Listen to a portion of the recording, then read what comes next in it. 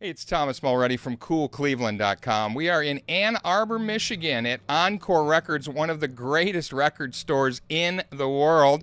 We're here to meet up with Larry Marcus of Paragon Sight and Sound, and he invited Michael Fremer to do I don't know if it's going to be a turntable setup seminar, but you are going to talk about vinyl. It's an analog-only event. And what I'd like to do now is ask you to kind of show us how you go about when you're in a record store, what you do. So, are you game for that? I certainly am. I will take you on a magical misery tour of a record store. First, let me give you a budget. Reach into my pocket over here. No, thank you. Reach into my pocket. What pocket is it? This one on the side. On the side, okay, not in your pants pocket. No. Okay, thank you. Thank you, okay. That is your budget. Hold that up. Hold that up. $50. There you go. It's $50. It's okay, what can you do for $50? Now, you could do a bunch of things with $50. If you're going to look for collectible records like what's on the wall there, you'll get half a Nick Drake box. That's not going to do you too much good.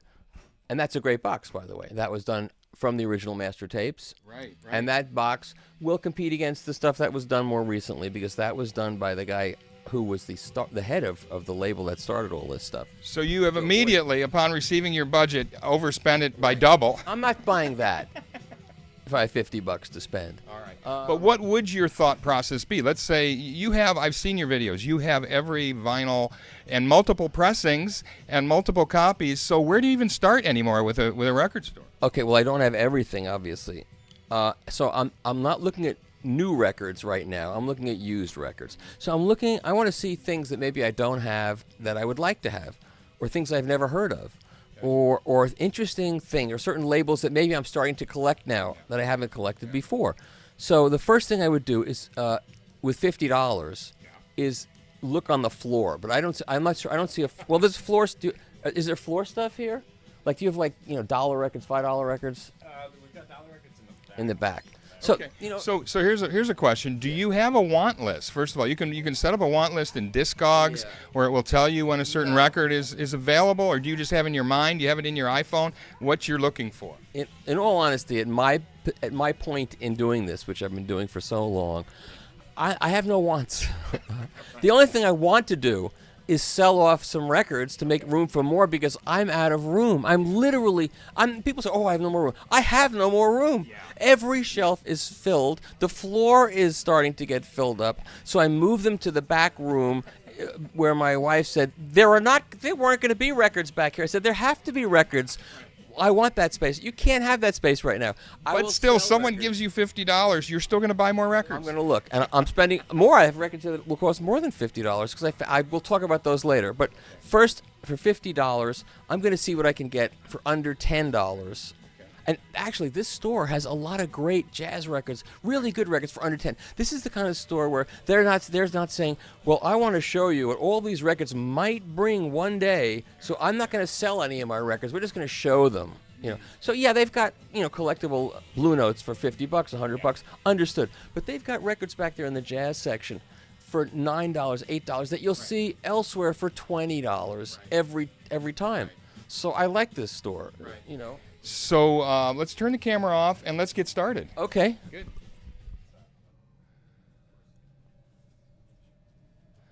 All right, so Michael, we just walked in the door, okay? We just came into the record store. What's the first thing you do? First, I look at the new arrivals because that's where records that have come in that haven't been picked through are. These are records that have shown up here in the last couple of days, maybe. And maybe someone died, or someone just said, I just can't hear anymore, or I want to get rid of my records, or they're making a terrible mistake. But maybe it's that time of their life when they want to get rid of them. So I come over here, which I did, and so you've already been through here, and you already found a few things. I found 3 records. So this is a Steeplechase, which is a label from Scandinavia. And I found Archie Shepp and Lars Gullen. Now, I don't know who Lars Gullen is, but I know Archie Shepp, of course. And Niels Henning Orsted Pedersen, I know who he is. I don't know who this guy is, but he's a Steeplechase. And so you start with what you know, right? Isn't this one of the sort of rules is you build off of your knowledge, off of what you already love? Well, the ironic thing is I go to used record stores, and I look through the bins, and I see records that I've been seeing since the 1970s and have never bought for one reason or another, and I don't know what they are, and I still don't buy them. You know, so and there was a time when I would go looking through all the records that I already own to find maybe more copies or better copies. But I don't do that anymore because I've got enough copies of every old rock record that I know already. But you've been at this for a couple decades, and people that are just buying their first good turntable are probably going to want to get multiple copies of a really favorite record they're passionate about, right? They certainly want to get one good copy, but there are so many great records out now, new records and used records that, I wouldn't be buying multiple copies of a favorite record before I bought something new. Isn't that one of the things that this tells you in the new arrivals is it gives you a flavor of what the store's like, right? And what to expect and how to set your expectations. I know who was here. I know that there was some guy with a really, here's another label from Sweden, Dragon Records. These are good records. I have some of these. So I know these are interesting records that you don't see every day. You do not see these records every day. So that was exciting to begin with. So right. I know it's a cool store. And as they told me, there was a guy that was either he was a jazz professor or he had a radio show or something. That's where these records came from. So that was a good day. So I was going to pick these up right away. And then I look in, then I'm trying to see what kind of prices do they have at the store generally, So I started looking through, and like here's a Lady Smith Black Mambazo record from Shanachie. Shanachie Records used to be right down the block from me in Hohokus, New Jersey, believe it or not. And this one doesn't say that. $8, and the prices here that I'm seeing so far. So you pick a couple that sort of what the going market rate is, and you compare it and say, oh, these guys are a little higher, a little lower. Right, and interest. This is stuff I go through here a lot. Well, this record I've seen a million times. This Miles Davis, $9. That's fine. What's happened in the last 10 years or so? Because I travel around. I was in Seattle. And there's a good used record store. I'm not going to mention the name, but a good used record store. I've been there a few times. The first generation pressings of common rock records, let's say Elvis Costello on Columbia, which are not nearly as good as the British pressings, but there they are. So 10 years ago, those first pressings were $5, $8, fine. The last time I went back there, or 2 times ago, they were $15 and $20.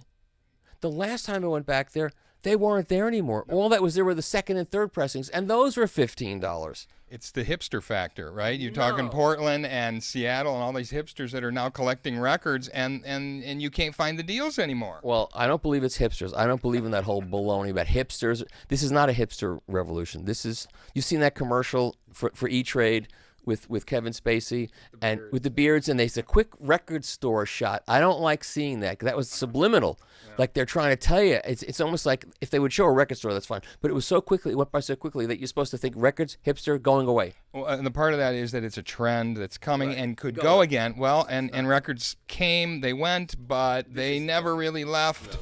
But you think that it's here to stay. It's the demographic of who's buying these records now. If you talk to anybody in record stores, it's not people my age. I mean, they're doing it too, but it's 25 to 34, 20 to 34. That's who's buying the records. And, yes, there are some hipsters involved in it, but most of the people buying it are buying because they love it. They love the physicality of it. And as I always tell people, who are streaming, I stream my music. You know what? There's only one thing I stream, okay? You know what that is? It's when I get up in the morning, okay? And the second thing I want to tell these people is, I can go through my records. I'll pick out a record that's 40 years old. It still sounds as good as new. And I look at it. I know who I was dating. I know what I was doing. It has a certain smell to it. Speaking of, what's going on around here? Anyway. It's a record store. Okay, but, okay. Anyway, that's good. I'm getting a contact high. Okay, so I tell people, I know this record means something to me. People who are streaming music now and going, oh, I don't have any record, I don't need that stuff, I stream everything. You know what they're going to have in 40 years? Nothing. They'll have nothing except streams. The streams will disappear. Right. Look, I stream music too. Some things, I stream it to find out new music that I want to buy, but also some things I don't really want to invest in. But the music that's important to me, I want to invest in. And it's a great investment. There's no better investment. And you want a good copy, and you've got a good turntable, right. So you want a good setup, and you want to listen to it the way it was meant. So, okay, once I've seen the new releases, now I'm getting excited because the prices are good. So then I want to go just take a look at the rock section quickly and see what's going on in the rock section.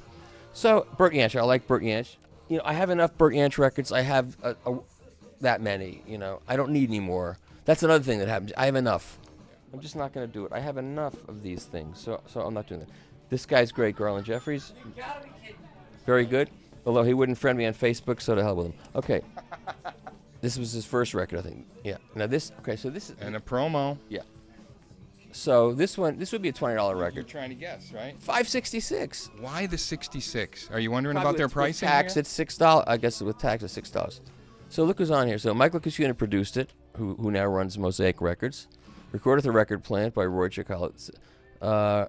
And who's playing on? David Bromberg, Richard Davis, so Dr. John. Great people are on this record. So this is now all of a sudden I'm thinking for $6 I'd be stupid not to buy it. I'd be stupid. I've got most of his records, but I don't have this one. This was his first one. And you like the artist. Yeah, Wild in the Street, Wild. And even though he wouldn't friend me on Facebook, so what? Am I going to punish myself for that? Besides, why do I need to friend him on Facebook? I don't, Maybe he will after this video gets all okay. So I look. First, I want to see whether it's whether it was mastered at Atlantic or at Columbia. So talk to us about the dead wax here, the little stripe inside, right outside of the label. Okay, so this is a radio station copy. It looks like the radio station didn't much go for Garland Jeffries because it hasn't been played. You can see it has not been played. And you're looking right around where the spindle goes, the spindle hole. It's perfect. It's a virgin spindle hole. Look at that. There's no, you can see. All right, so now the first thing I look at is when I see PR, that means that's the pressing plant it was pressed at. And this says, to Liz, love Garland Jeffries. So he sat in the mastering session and he put his initials on the lacquer. Can we see that in there? I mean, Yeah, you see it? To Liz, in quotes, love Garland Jeffries. That's cute. Wow. So that's the first pressing of it, And this was done at PR, and I forgot what the PR pressing plant, I forgot what that stands for. I should know, but I'm having a brain fade. Is it Prestige? Is it Prestige? I forgot what the name of it. You can look it up in 2 seconds and see what it means. But every Atlantic record that you buy or look at, old, you'll see at the end of the matrix number, there's a PR or MO is Monarch, which is another pressing plant. And this is a good pressing plant. So, yeah, for $6. And in great shape. Yeah, for $6, it would be stupid not to buy this record. So I'm going to buy it. Thanks a lot, pal. But this is part of the $50 you gave me to buy records. Okay. Exactly. Now, the next thing I would do... And it's a promo, which means what? Why do people want promos? They're pressed better because they were giving these out to... Very early pressing.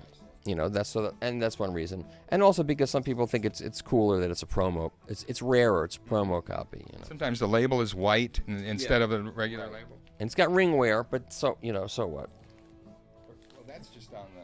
Oh, No, it's got it. Most of my records have ring wear, so what? Not played, you can tell. No, yeah, it's fine. It hasn't been played. And it's from radio stations, so radio station records are either not played because they didn't like it or played to death and you don't want to buy them. Could we ask them to put it on and listen to it real quick? Do you mind? Yes, I mind.